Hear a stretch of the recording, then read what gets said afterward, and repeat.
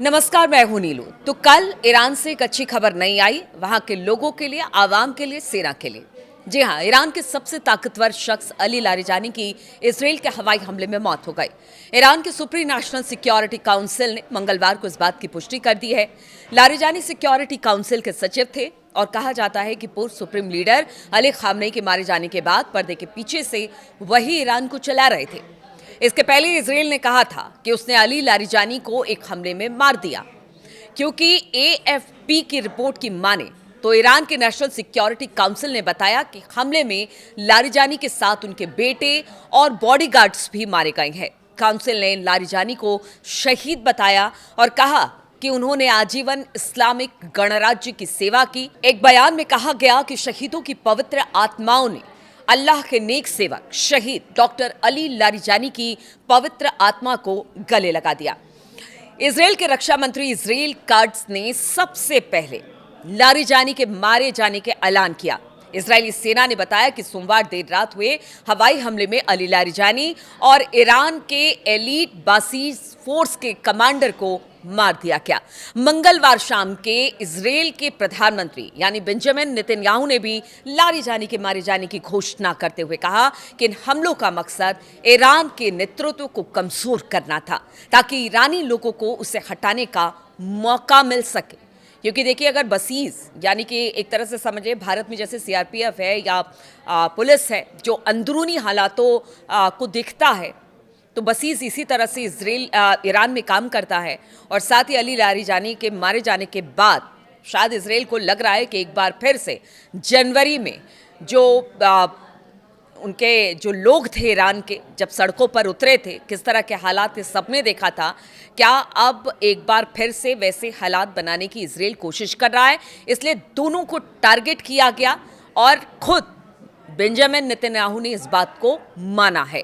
उनका कहना है कि एक बार फिर से हो सकता है जिस रिजीम चेंज की बात ईरान में की जा रही है और वहां पर जिस तरह से लोग सड़कों पर जनवरी के महीने में उतरे थे, एक बार फिर से वक्त आ गया है कि अब लोग अगर इस रिजीम को हटाना चाहते हैं ईरान से तो आप सड़कों पर उतरिए और बार बार, चाहे वो डोनाल्ड ट्रंप हो या इजराइल हो, दोनों अब इसी तरह की बातें कर रहा है। और अब जब लारिजानी की मौत हो गई है तो उसके बाद भी इसी तरह के बयान इजराइल की तरफ से आ रहे हैं।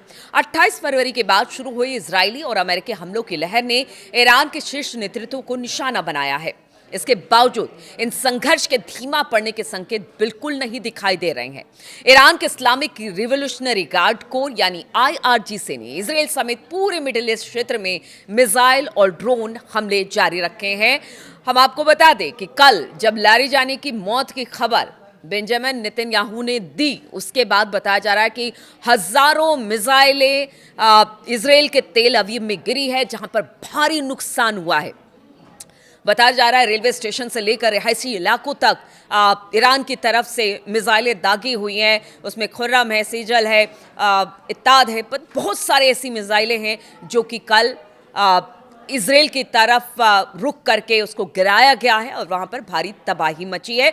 बताया जा रहा है कि 2 लोग भी इसमें मारे गए हैं, ऐसा ईरान का दावा है। और इजराइल ने भी हालांकि देखिए बहुत कुछ खुल के नहीं कहता है कि किस तरह की बर्बादी हुई है, लेकिन कल जिस तरह की तस्वीरें सामने आई है उसे इजराइल भी झुठला नहीं सकता। ऐसे में जब लारिजानी के मारे जाने की अब पुष्टि हो गई है और साथ ही तेहरान और ईरान ने ये बता दिया है कि एक लारिजानी को मारोगे हजारों लारिजानी पैदा होंगे।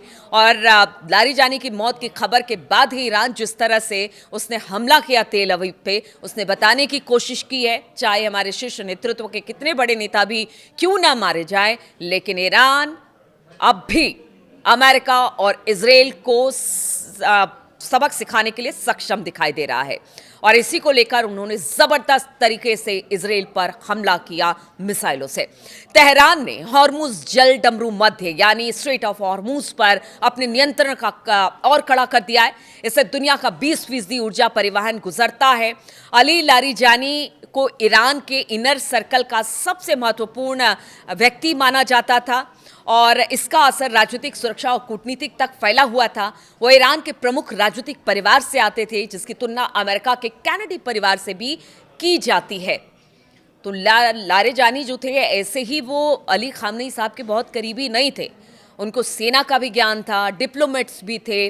उन्होंने मतलब हर मोर्चे पर उन्होंने ईरान का साथ दिया, अली खामनेई का साथ दिया जब वो थे, और अब भी ईरान को संभाल रहे थे। तो एक बड़ी क्षति के तौर पर उनकी मौत को देखा जा रहा है। हालांकि उनके बारे में कहा जाता है कि उनके भाई सादिक लारिजानी ने न्यायपालिका के प्रमुख के रूप में काम किया, जबकि मोहम्मद जाब लारिजानी विदेश नीति पर वरिष्ठ सलाहकार थे।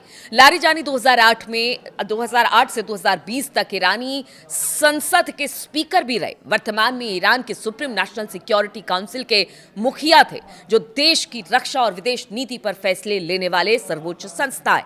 कहा जाता है कि अली खामनेई की मौत के बाद पर्दे के पीछे से देश को वो लगातार चला रहे थे। ईरान के मुस्तफा खामनेई को नया सुप्रीम लीडर बनाया गया, लेकिन उन्हें अब तक देखा नहीं गया है, और इस बात का दावा कई बार इजराइल और अमेरिका भी कर चुका है कि वो मारे जा चुके हैं या गंभीर रूप से घायल हैं या कोमा में है। तो अली लारिजानी ही चीजें संभाल रहे थे। इजराइल और अमेरिकी खुफिया एजेंसियों का मानना है कि मुस्तफा घायल है और लारिजानी के मारे जाने के बाद अब ईरान कमजोर हुआ है, लेकिन ये दावा तो लगातार होता रहा है। हम आपको बता दें, आज 19वां दिन है युद्ध का, और इस 19वें दिन भी अगर ईरान लगातार हमले कर रहा है, चाहे वो इजराइल हो या अमेरिका के ग्रीन जोन के इलाके में भी घुसकर उनकी मिसाइलें गिर रही हैं, उनके अमेरिका और इजराइल के एयर डिफेंस सिस्टम नाकाम हो रहे हैं, तो ये बताता है कि भले आप कितने लोगों को भी शीर्ष नेतृत्व को मार दें, लेकिन एक पूरी व्यवस्था ईरान में इस तरह की बनी है कि उनका कहना है कि अंतिम दम तक वो लड़ते रहेंगे, और अभी तो युद्ध बहुत लंबा है। इधर खबर ये भी आ रही है, मुस्तफा के पास एक बातचीत के लिए प्रस्ताव भेजा गया था, जिसे मुस्तफा ने मना कर दिया है, और बातचीत को लेकर उनका रुख बिल्कुल स्पष्ट है कि कोई बातचीत नहीं होगी। अब देखना होगा कि इतने सारे लोगों के मारे जाने के बाद भी ईरान किस तरह से, क्या ये लड़ाई और तेज करता है, ये हमले और घातक होंगे, चाहे वो इजराइल की तरफ से, अमेरिका की तरफ से, ईरान की तरफ से। लेकिन जो बाकी मुल्क है वो तो यही कह रहे हैं कि अब इस लड़ाई को समाप्त होना चाहिए और इस लड़ाई की मध्यस्थता कोई करे। हालांकि मध्यस्थता को स्वीकार ईरान नहीं कर रहा है, क्योंकि उनका कहना है कि बहुत सारे लोगों का खून बहाया है नेतन्याहू और ट्रंप ने, और इसका बदला तो उनकी तरफ से लिया जाएगा।